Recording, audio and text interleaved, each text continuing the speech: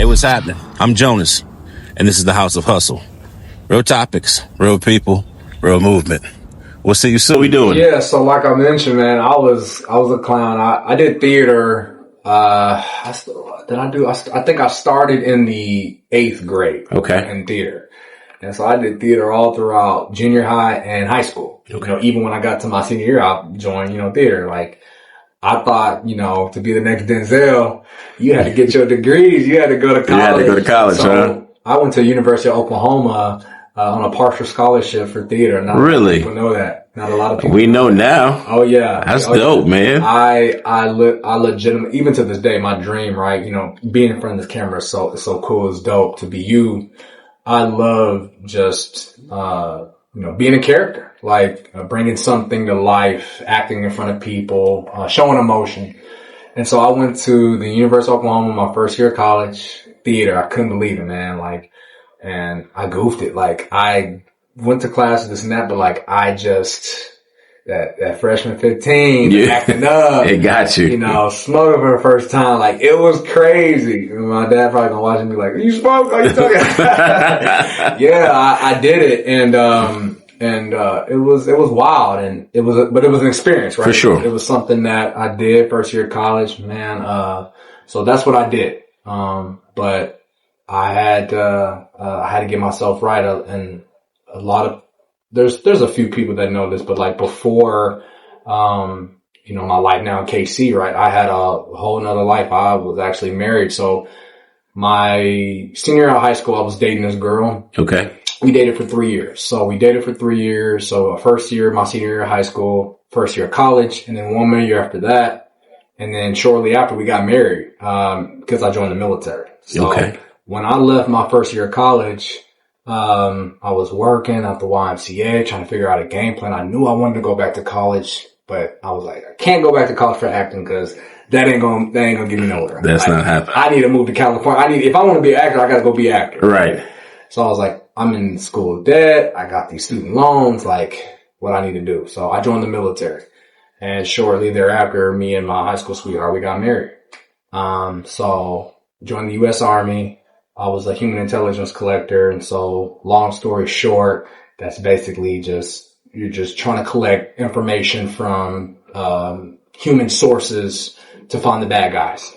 So man, imagine being a 21-year-old getting on a plane. A 21-year-old spy. Yeah. That's what at least it felt like. He right? was a spy. I was on my way to Afghanistan, bro. So after basic training, after AIT, which is like your school to learn your job, I'm on a plane to Afghanistan, bro. 21 years old. Like, I went from, like you said, bro, like the good life of suburban living and your friends and acting and this and that and blah, blah, blah to boom. On a plane across the world. Bro, it was scary. It was wild, but it made me appreciate life, and it let me know that when you come back hard with a purpose. Like, you know what you now have to do. To do, for sure. To live life, so. Yeah, thank you for your service. No, yeah, I appreciate you, man. Appreciate you.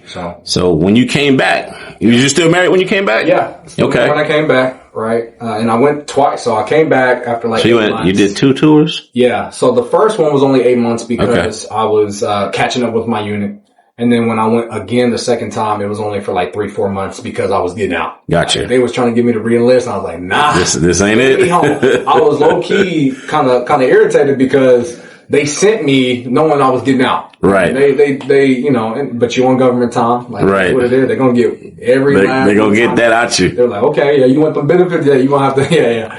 So I came back still married. And honestly, man, between the deployments, between being young, right? I mean, I'm 21 to 25, like about a year and a half of that was just deployments. Right. You were gone. Way gone, not really knowing, we were feeding off of high school sweetheart and being around one another. So right. I changed, she changed, and, it just didn't work out. But we learned a lot about ourselves, about who you become in your 20s.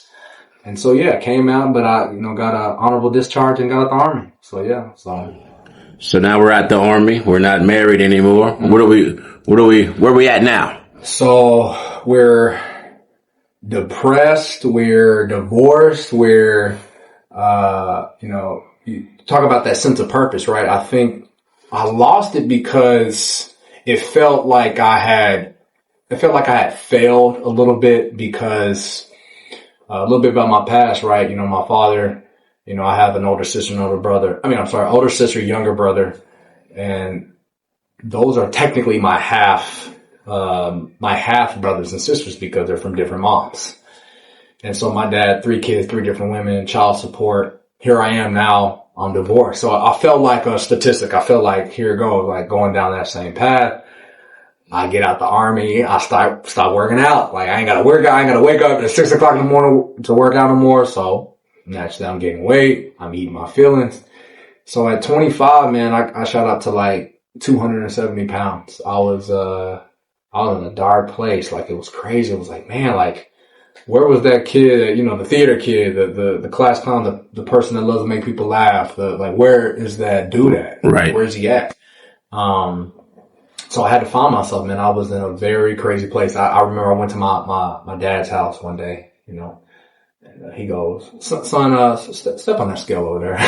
He was like, look. He's like, and it wasn't until like I did that and like physically saw like, oh man, like I'm 207 pounds. Like it didn't, because you know, I'm me, right? I'm still this, I'm catching up with my friends, I'm this, I'm that. I'm just working. I'm just living. Right. So I don't really know, like I'm just kind of like, oh, this is who I am. But I just didn't realize who I truly became.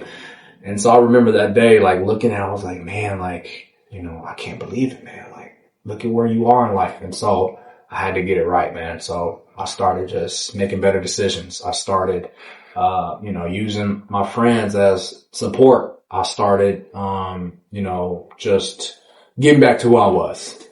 And yeah, I use fitness and I use health and wellness as a tool to get back. And it helped also that I was back in college. I was majoring in sport management. So I was at SMU. So I went to SMU. Before we go there, how much you weighed before you when you got the Army? So before I got out the Army, I was like 220, 230. Right. So I was still kind of like, you know, a little getting there, but I held it better. Right. Right. Cause I was still kind of active. Right. But then going from 230 to 270, I mean, I gained, you know, 40 pounds. 40 pounds. Oh yeah. It's a difference, man.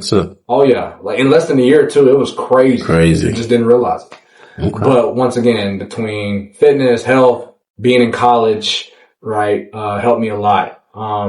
And bam, I got down. I remember like when I graduated college, I was at like 220. I got back like to 220. Okay. So I lost like 50 pounds. So it's like I lost that dead weight. And when I tell people my story, I don't want people to think about the physical weight. Like, yes, like the physical weight. I want people to understand the dead weight of trauma. Right. And depression. That I had to lose. I had to let go of all that. You know, being the, you know, not having that white picket fence and my mom and dad in the same house. I struggle with that. I struggle with like, why did you leave me, mom? Or dad, why did you lie to me growing up? You know, why divorce? Why, like, that weight, questions. Yeah, you had questions. Yeah. That weight that I carried wasn't just physical weight. It was a lot of mental and emotional weight that I lost when I graduated college. It was good. It was good for me. So hell yeah, bro. What'd you go to school for when you got out? Sport management. Sports management. So SMU was applied physiology and sport management. So like the body, right? So I was learning more about the body, calories and this and biomechanics. And then I got my master's at Texas A&M. So it was all online. I didn't have to go to Texas A&M. I did my master's program all online. Yeah, so everything. Bachelor's and master's in sport management. Nice, man. Yeah. So we're done with school. Yeah. We got our bachelor's. We got our master's. Yeah. Congrats on that as well. Appreciate you. What are we looking to do?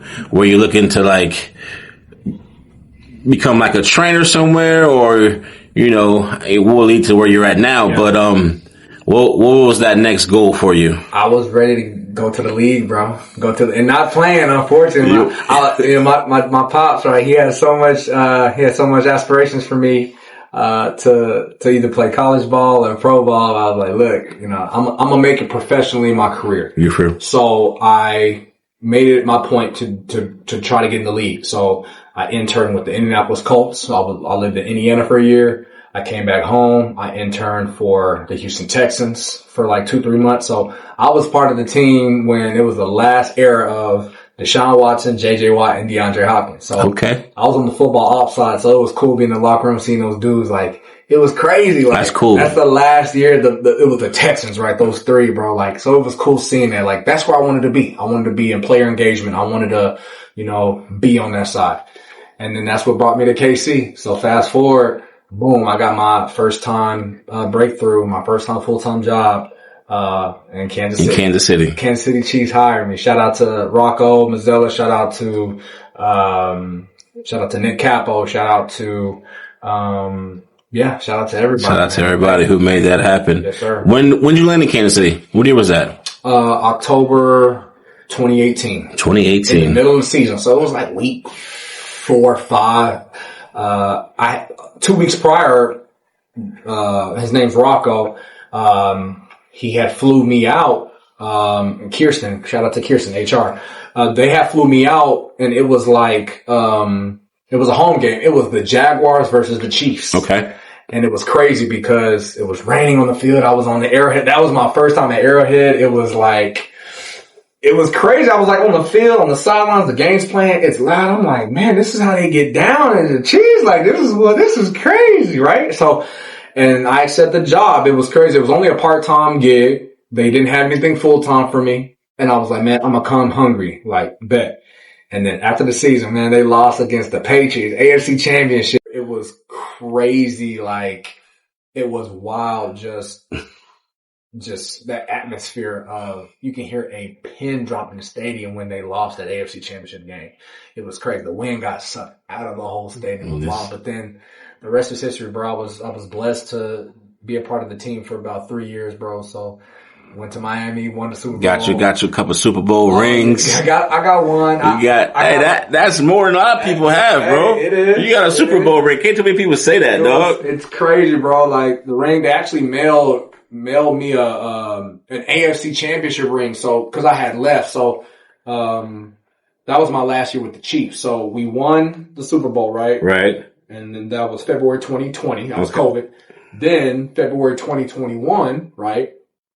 We lose the Super Bowl to the Bucks, but we won the AFC Championship. Boy, they mailed me an AFC Championship. So yeah.